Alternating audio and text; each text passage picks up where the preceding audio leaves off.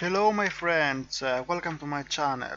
Today we are located in the Eleftherios Venizelos airport. You can see this very nice view of the airport. It's a very nice evening in Athens.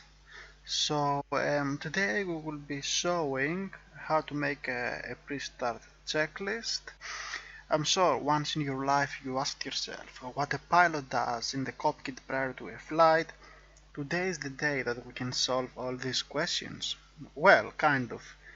We will make an extensive tutorial based on the pre-flight checklist. Please note that I'm not a pilot, and this tutorial is based on my knowledge that I gained by playing this game many hours. Embrace yourselves, because we're about to start. Our plane for today is a Boeing 737-800, and therefore our checklist is based on this type. If we miss a checkpoint from the checklist, please remember I'm not a pilot, but a person who wants to share his so far knowledge and help people with less experience to this. Moreover, this is because when I wanted to learn to fly an airplane, I always wanted to make it right and not just to take off, make few turns in the air and then trying to land. The results of playing in this mode are all well known to us, I guess. I think it's enough with this long introduction. I hope I wasn't boring. Let's see now if we can make this airplane start. I will start with the pre-start checklist. First and most important point, guys and ladies, to our checklist is the game mode. Which I mean, game mode is on. Checked. Good. And only then we continue to the following. Parking brake should be set. If you press Control and dot, we can deactivate the parking brake. Otherwise, we can press Shift 4. The throttle area will show up, and we can press here. The parking brake is this button here. We can activate it or deactivate it from this window. The throttle should be idle. They are idle. You can see it from this view as well. You can also watch it in the 3D view before I get inside the cockpit by pressing S. The S changing the view of the game's cameras, but as soon as you are inside, you simply have to hit A, which will change the view. We are now on the 3D view. You can see it here. This is oops. Yeah, we'll slowly go back to the 3D view. Yeah, and down here you can see that our levers are idle. Fuel flow is cut off. If you press Shift and 4, this will show up. You can see that the fuel flow is cut off. Battery master switch, by pressing Shift 5, we're breaking this panel, which is one of the most important panels. The battery master switch should be on, and if I will press on, you will realize that all of these instruments will light. So I press on. You can see, bam, straight away that all the instruments have started. Panel lights on. Panel lights are located here. We press on. They should be on since we were flying during the night. Yeah, that's it. Lights on. Hydraulic pump switch is on. Hydraulic pump switch is here. We hit and is on. Landing gear level should be checked down. This is the landing gear level. When you have 3 green, it's the nose gear and 2 on the main body of the fuselage. Indicates that the wheels are down. Flaps should be up. Once again, we can check the flaps position in the 3D view where we are. The flaps can be positioned from 0 to 4. At this stage, flaps should be at 0. This is the flap. Let's press Shift 4 and Shift 5 to hide the panels. Press A. I want to go in the 2D view because it's easier for you guys to see it. This is the flaps. This is the instrument. Actually, it's not the flaps. The flaps are located outside in the wings. This is the instrument that indicates the flaps position. Spoiler should be retracted. Shift 4. This here is the spoiler. You can see it is retracted. If I will pull it down here, it will extend it. The spoilers are used to slow down the airplane while on cruise and while slowing down the runway after landing. During the landing approach, the spoilers should be always armed, and while slowing down after the landing should be extended. This is a little bit history of the spoiler. Let's give me 1 second to extend our window to get the maximum out of it. Yeah.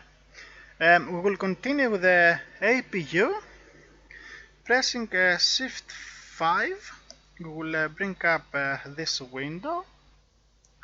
The APU is here. It should be start, and we have to check run.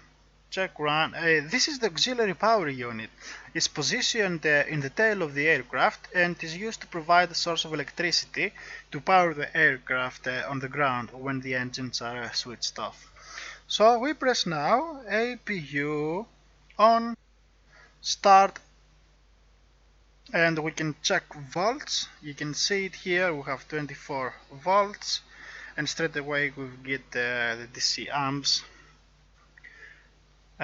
Fuel quantity, check. If I press Shift 5 and Shift 4 to hide the panels and click in this display, you can see here this is the central tank reservoir of the fuel, and this is on the left engine, this is the right engine's fuel, which is actually these tanks are located just below the wings, and this just below the main fuselage.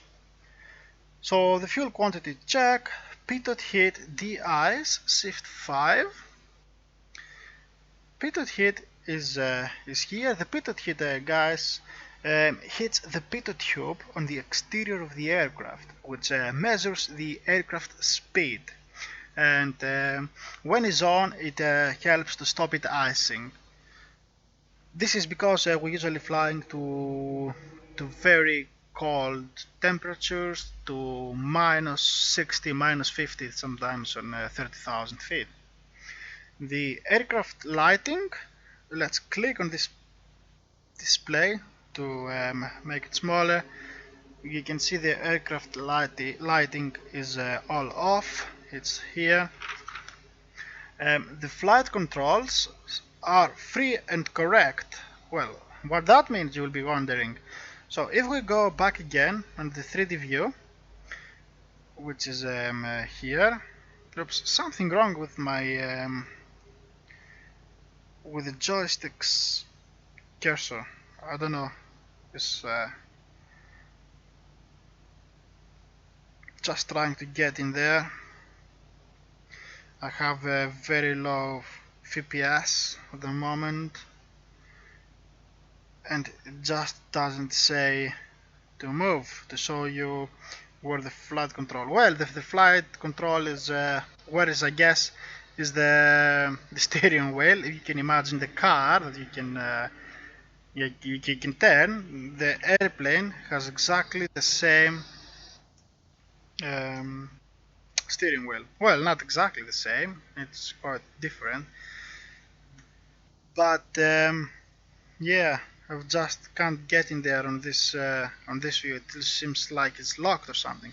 Anyway, all we need to do is to come on the outer view. Here you can check that the rudder, this is the rudder on the tail, is rotating while I'm rotating the